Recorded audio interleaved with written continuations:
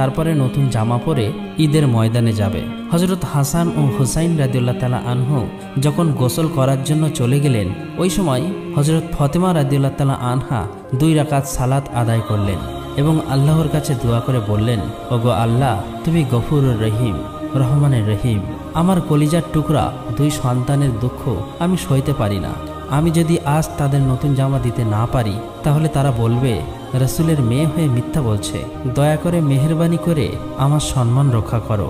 হে আল্লাহ, তাদের 2টো জামার ব্যবস্থা করে দিন।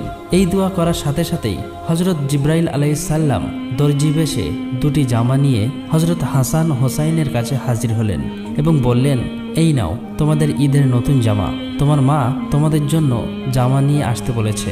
এই কথা শুনে ইমাম হাসান ও হুসাইন রাদিয়াল্লাহু তাআলা আনহু জামা নিয়ে খুব খুশি হয়ে বাড়ির দিকে যাচ্ছিলেন। কিতাবে এসেছে এই জামার একটি রং